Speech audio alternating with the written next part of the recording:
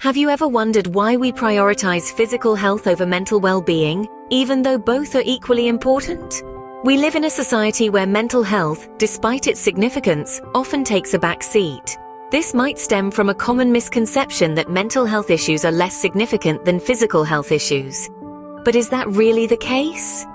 Just like physical health, mental health touches every aspect of our lives. It influences how we think, feel, and behave. It plays a fundamental role in our relationships, our productivity, and even our physical well-being. In fact, mental and physical health are so closely linked that one cannot thrive without the other.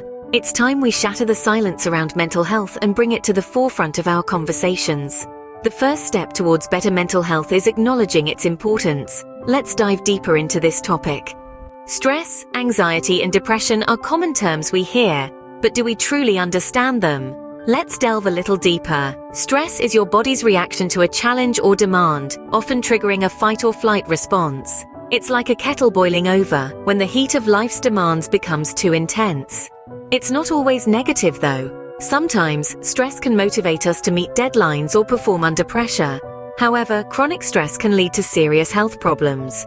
As renowned psychologist Dr. Robert Brooks puts it, stress is like spice. In the right proportion, it enhances the flavor of a dish. Too little produces a bland, dull meal. Too much may choke you. Next, we have anxiety. It's a feeling of unease, such as worry or fear, which can be mild or severe. Anxiety is like an unwelcome guest who overstays their welcome, constantly reminding us of our worries and fears. It's normal to feel anxious about moving to a new place, starting a new job, or taking a test. But people with anxiety disorders frequently have intense, excessive, and persistent worry and fear about everyday situations. As health psychologist Dr. Kelly McGonigal suggests, anxiety is an incredible ability to predict the future, but predicting the worst-case scenario.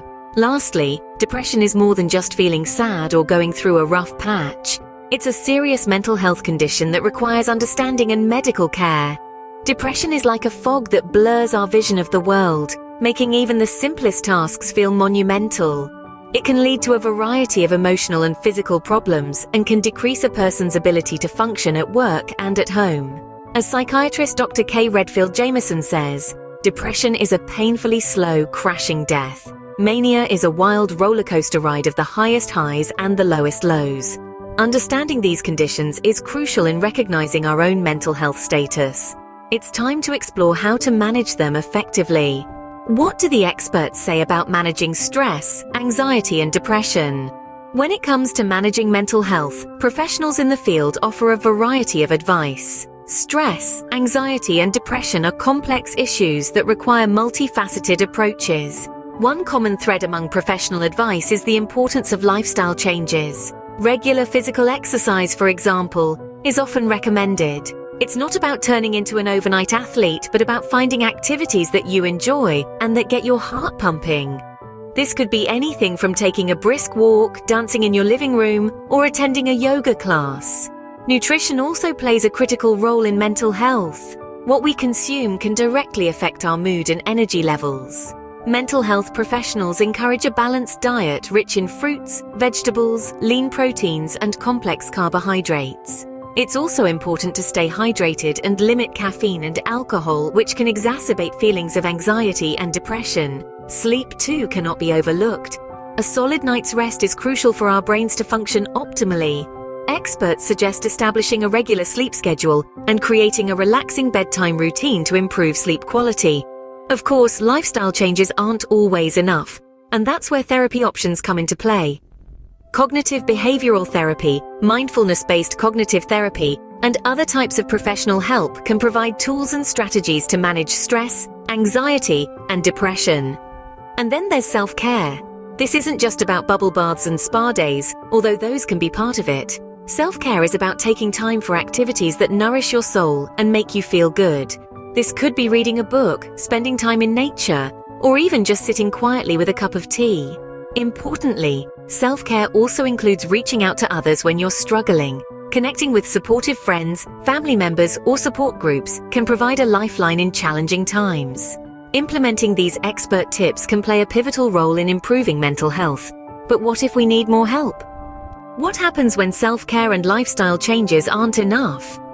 When the weight of mental health concerns grows too heavy to bear alone, it's crucial to know that help is available. Yet for many, the first step towards seeking professional help can be the hardest one to take. In our society, there's an unfortunate stigma attached to mental health treatment. This stigma can create feelings of shame or fear, making it even more challenging to reach out for the support we need.